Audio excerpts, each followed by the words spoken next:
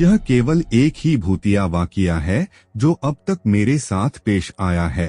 मेरी उम्र फिलहाल 23 साल है और जब मेरे साथ यह घटना घटी थी तब मैं केवल 11 साल का था। मैं पश्चिम बंगाल की राजधानी कलकत्ता से हूँ। मैं जब केवल 1 साल का ही था तब मेरे परिवार को दिल्ली आना पड़ा था क्योंकि मेरे पिताजी को दिल्ली में जॉब करनी थी, तो मैं कलकत्ता केवल 1 वर्ष ही रह पाया था। पर मेरे बाकी के फैमिली मेंबर्स और मेरे कजन्स कलकत्ता में ही रहते हैं। मुझे शुरू से ही भूत प्रेत और पैरानॉर्मल चीजों में काफी रुचि थी, पर मैंने कभी भी इन चीजों को महसूस नहीं किया था जब तक कि मैं 11 साल का नहीं हुआ। 2008 के समय मेरे अंकल की शादी थी, इसीलिए हमें शादी में तो जरूर जाना था। यह समय जून और जुलाई की गर्मियों के दौरान का था। चूंकि मेरी गर्मी की छुट्टियां चल रही थी तो बिना किसी चिंता के हम सब शादी के लिए कलकत्ता निकल गए। मेरे एक कजिन है जो उस समय 6 साल का था। वो मेरा काफी अच्छा दोस्त था।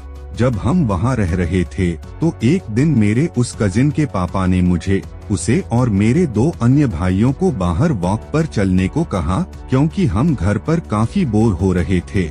यह समय शाम का था और अंधेरा भी हो चुका था। मेरे 2 भाई आगे की ओर चल रहे थे और वीडियो गेम्स और कुछ दूसरी चीजों के बारे में बात कर रहे थे, जबकि मैं और मेरा कजिन बीच में चल रहे थे और उसके पिताजी हमारे पीछे थे। उस जगह पर काफी छोटी छोटी गलियां थी जहां से हम शॉर्टकट ले सकते थे, तो हम भी उनमें से एक तंग और अंधेरी गली में चले गए। अचानक मैंने एक जगह पर जाकर महसूस किया कि कोई तो है जो मुझे देख रहा है, पर ये मेरे दोस्त के पापा नहीं थे बल्कि कोई और ही था जो काफी गुस्से में था और वो नहीं चाहता था कि मैं वहाँ से गुजरूं। मुझे बिल्कुल ऐसा लग रहा था जैसे कोई मेरे पीछे काफी गुस्से में चल रहा हो। तभी मैंने महसूस किया कि किसी ने मुझे धक्का दिया है और जब मैंने पीछे मुड़कर देखा तो मैंने देखा कि पीछे मेरे दोस्त के पिताजी थे, जो कि मुझसे कुछ फीट दूर थे और वो ऐसा नहीं कर सकते थे। इसके बाद मैंने अपनी पीठ पर काफी जलन महसूस की। मैंने फिर से चलना शुरू किया और मुझे फिर से किसी ने हल्का सा धक्का दिया और फिर से मेरी पीठ पर जलन महसूस हुई। मैं जब तक उस गली से बाहर नहीं आ गया तब तक मुझे ऐसा ही लगता रहा जैसे कोई मुझे देख रहा हो। मेरे कजिन को भी किसी ने धक्का दिया था।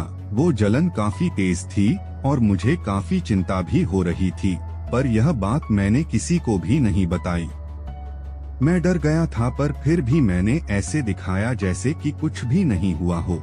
जब हम वापस घर आए तो मुझे नॉर्मल फील हुआ। शादी खत्म होने के बाद भी हम कुछ दिन वहाँ रुके और जब हम वापस दिल्ली पहुँचे तब तक मेरे स्कूल भी खुल चुके थे। उसके अगले दिन मैं स्कूल गया और घर लौटकर जब मैं अपने कपड़े बदल रहा था तब मैंने देखा कि मेरी पीठ पर 3 लंबे नाखूनों से खुरचने के निशान थे।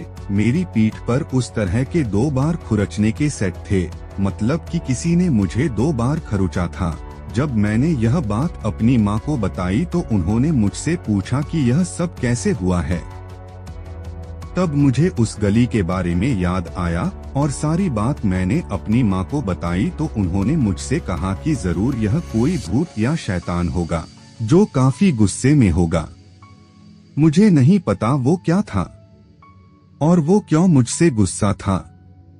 आपको क्या लगता है, हमें कमेंट करके बताइए। सो आई होप गाइस आपको यह हॉरर स्टोरी अच्छी लगी होगी।